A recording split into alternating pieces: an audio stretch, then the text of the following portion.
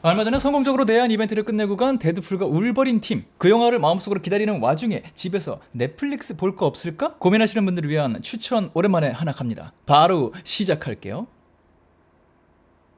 반갑습니다. 이승국입니다. 딴 얘기하기 전에 일단 간단한 초반 줄거리부터 설명드릴게요. 때는 1944년 2차 세계대전이 한참 진행 중인 유럽입니다. 정확히는 프랑스 남부의 도시 생말로라는 작은 마을, 도시, 여기가 배경이에요. 그리고 요 타이밍은 독일이 이미 프랑스의 요 생말로까지 점령을 한 상태. 그래서 독일군 지배하에 뭐라도 해보려고 하는 프랑스 레지스탕스들, 저항군들이 몰래 활동을 하고 있고, 그걸 또 색출하는 독일군들이 매일매일 도시를 돌아다니면서 순찰을 하고 있고, 밤에 막 통금 있고, 언제 어떻게 사람이 죽어도 이상하지 않은 상태. 근데 미군이 2차 세계대전에 참전을 하면서 요 생말로에도 미군이 독일군을 몰아내기 위한 폭격이 진행되기 시작하고, 독일군들은 우리만 죽을 수 없다. 도시를 왔다 갔다 할 수 있는 요 입구들을 막 막아나갔고, 생말로 사람들이 굉장히 고립되어 있는 상황. 이런 상황에서 한 소녀가 자기 집에서 무전 같은 걸 보내고 있어요. 마이크에 대고서. 잘 들어보니까 이게 자기 가족들한테 보내는 어떤 무전이에요. 메시지야.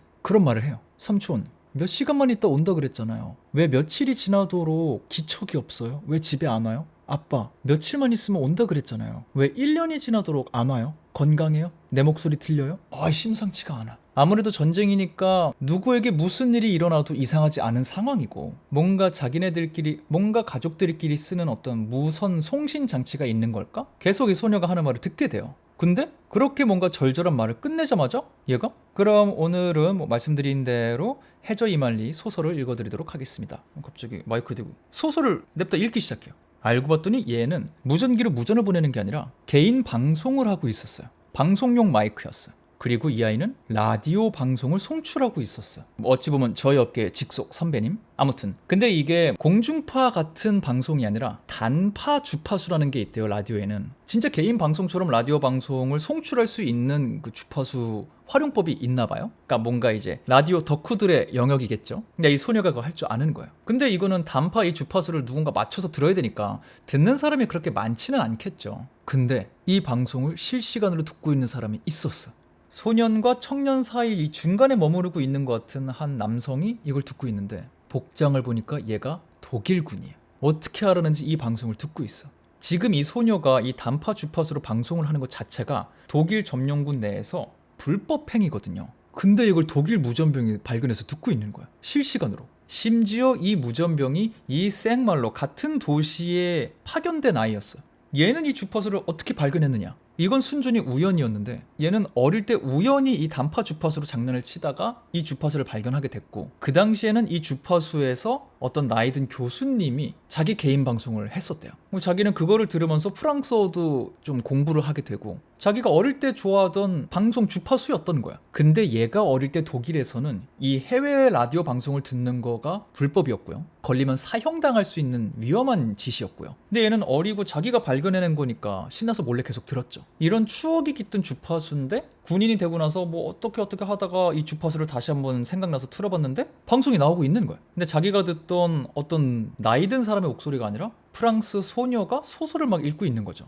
자기는 신기하기도 하고 추억의 주파수기도 하니까 힐링 반 추억팔이 반 듣고 있었던 거야. 근데 얘는 뭐라고요? 독일 무전병이야. 이 무전병들이 하는 일이, 독일 본국에서 오는 무전을 부대에 이렇게 전달해 주는 것도 당연히 있겠지만, 프랑스까지 파견돼서 하는 일은 여기서 불법 무선 송수신하는 애들을 잡아내는 거예요. 이걸 통해 저항군들이 메시지를 주고받을 수 있으니까. 소녀는 소설을 읽고 있을 뿐이지만, 아빠랑 삼촌에게 잘 지내냐고 안부 인사를 전할 뿐이지만, 이 행위 자체는 사형감이다. 이걸 독일 무전병이 알아버렸다. 이런 상황이 벌어지고 있는 동시에 생말로의 또 다른 어떤 공간, 독일군 장교가 한 명 등장합니다. 자기가 되게 찾아 헤매는 어떤 물건이 있는데, 이 물건의 소재를 아는 것으로 추정되는 사람이 이 생말로에 살고 있어. 앞이 안 보이는 사람이래. 근데 소녀래. 하는 순간 관객들은 따다닥, 아까 그 라디오 방송하던 걔가 앞이 안 보이는 애였는데? 소녀였는데? 맞아. 이 장교는 이 소녀를 잡으러 온 사람이 맞았어. 그러는 와중에 집에서만 생활하던 소녀 집에 식량이 동납니다.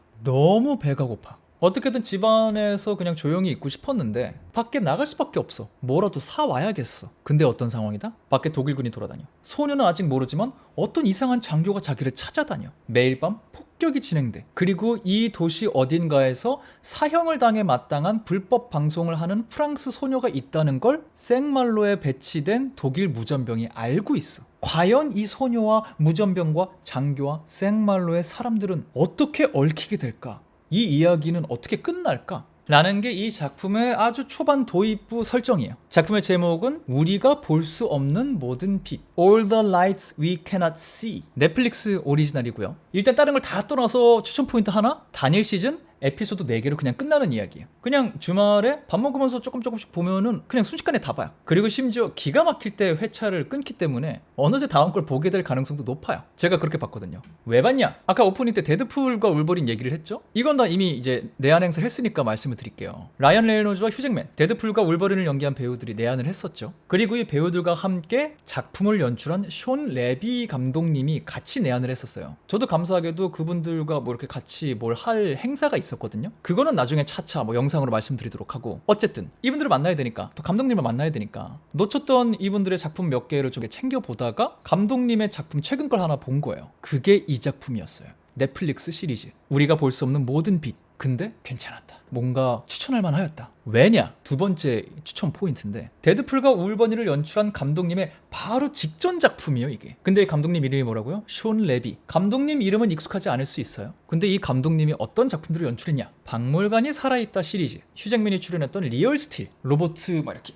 싸우는 거 있어요. 그리고 라이언 레이놀즈가 주연했던 프리가이, 2년 전인가 3년 전에 개봉했었죠. 제가 영상으로도 만들어서 추천했었던 바로 그 영화, 그 감독님이에요. 이렇게 나열한 영화들이 한국에서도 평이 좋았거든요. 특히 박물관이 살아있다 이런 거는 뭐 이거 보고 큰 분들도 되게 많고, 이 제목 쭉 들으면서 아마 그런 느낌을 받으셨겠지만 이 감독님이 타겟층이 굉장히 넓어요. 가족들이랑 봐도 좋고, 데이트 코스로 봐도 좋고, 친구들이랑 가서 봐도 좋고, 흥미로운 설정도 있으면서 유쾌함도 있으면서 보고 나면 여운도 살짝 남겨주는 이런 작품을 쭉 잘 연출해 오신 분이에요, 오랫동안. 일단 그런 맥락에서 봤을 때 이런 분이 데드풀 새 작품을 연출한다고? 이 너무 톤이 안 맞지 않아? 이분 너무 순한 맛 아니야? 할 수 있잖아요. 이거 말씀드릴게요. 저 이 푸티지 시사회 갔다 왔거든요. 초반 한 37분 정도로 봤는데 그 걱정은 안 하셔도 돼요. 심지어 저는 인터뷰 찾아보면서 이분을 좀 다각도로 봤잖아요. 오히려 정말 걱정 안 해도 된다. 순한 맛을 자기가 좋아해서 잘 만들었을 뿐, 이분 자체는 얼마든지 이쪽 톤, 오히려 이쪽 톤 굉장히 잘 어울리는 분이다. 굉장한 초반부를 보고 왔거든요. 뭐 사람마다 다를 수 있겠지만 개인적 견해로 걱정 안 하셔도 됩니다. 저는 그냥 빨리 풀 버전이 너무 보고 싶어요. 그만큼이나 우리에게 지금까지 선보여준 작품들과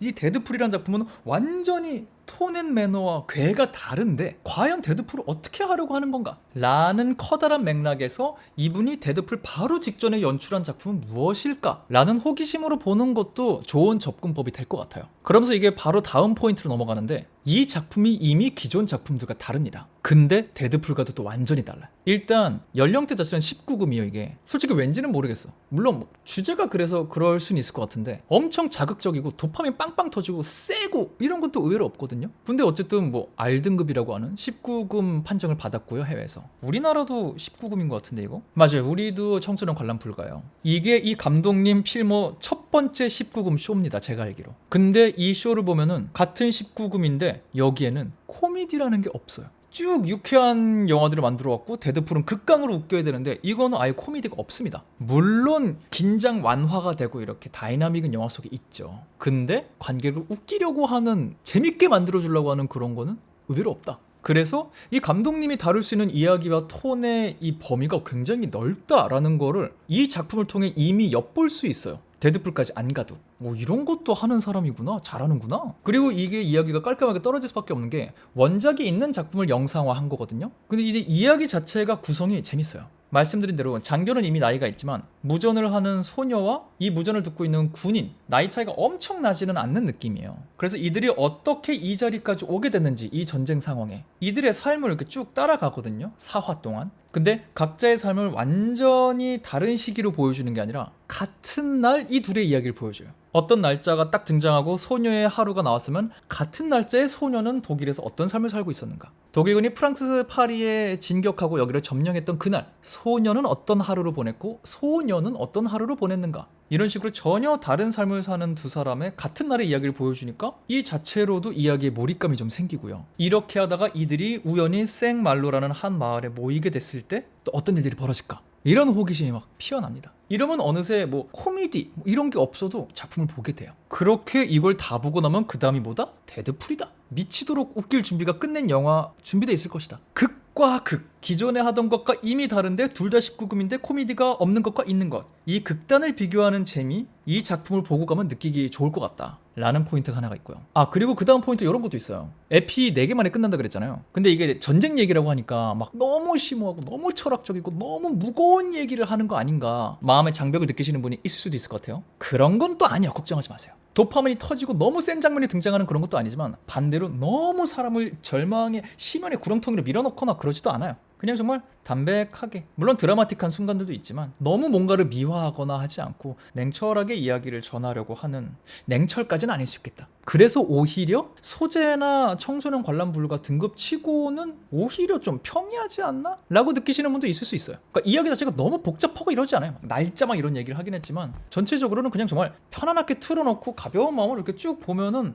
봐지는 그런 작품이에요. 그런 면에서는 감독님이 이전에 만들었던 작품들과 같은 궤를 하고 있다고도 볼 수 있죠. 톤이나 표현의 정도, 소재 이런 거는 청소년 관람 불가로 왔을 수 있겠지만 관객이 용을 써서 보게 만드는, 고민하며 보게 만드는 그런 작품도 만들지 않는다. 근데 그러면서 이 작품을 통해서 또 보여주고 싶은 것들, 간단하게라도 남기고 싶은 여운들 이런 거는 잘 남기고 있다. 진짜 그냥 맘 편히 틀어놓고 들려주는 이야기 한번 들어보자 하고 보시다 보면은 어느새 마지막까지 보시게 될 것 같다는 생각이 들어요. 함정 구간이 만약에 있다고 하면은 1화의 빌드업 부분, 소녀의 어린 시절을 이렇게 살짝 보여주는 부분이 사람에 따라 조금 루즈하다고 느껴질 수 있다. 그리고 후반부의 어떤 포인트에서 뭐 굳이 또 이렇게 가네? 하는 포인트가 있을 수는 있다. 근데 그 정도 제외하고는 저는 전체적으로 굉장히 몰입해서 봤어요. 그래서 한번 추천을 해봤는데 여러분이 어떻게 보실지 궁금하기는 하다. 뭔가 얘기하는 거 듣고서 이거 재밌을 것 같은데, 뭔가 내 취향이 맞을 것 같은데 궁금한데? 하시는 분들, 감독님한테 물어봐서 대답 들은 거긴 한데 너무 데드풀과 울버린 보기 전에 숙제시키는 기분을 주고 싶지 않아서 작품 안에 최대한 많은 걸 설명하려고 했대요. 설명이 필요한 부분은. 그래서 막 너무 뭔가를 챙길 필요는 없고 굳이 뭘 찾아보고 싶으면 데드풀 1, 2, 로건 요 정도 보고 오면 좋을 거다. 근데 안 봐도 다 설명하려고 노력했다. 그러니까 그냥 편히 와서 즐겨라. 데드풀과 울버린. 그런 말씀 하셨거든요. 그러니 더더욱 뭔가 너무 고생하면서 이것저것 찾아보기보다는 오히려 이 감독님의 바로 전 작품은 어떤 작품이었을까? 그렇게 극단적으로 다르다는데 뭐가 얼마나 다를까? 이런 마음으로 넷플릭스 시리즈 우리가 볼 수 없는 모든 빛을 한번 보시면 어떨까? 살며시 추천을 드리며 저는 이만 가보도록 하겠습니다. 요즘 뭐 볼까? 넷플릭스 뭐 볼까? 고민하시는 분들께 혹시 영상이 도움이 되었다면 구독하고 댓글 달고 좋아요 눌러주시는 거 잊지 말아주시길 바라면서 저는 다음번 다른 영상으로 돌아오도록 하겠습니다. 지금까지는 천재의 승국의 이승국이었습니다. 감사합니다. 바이바이.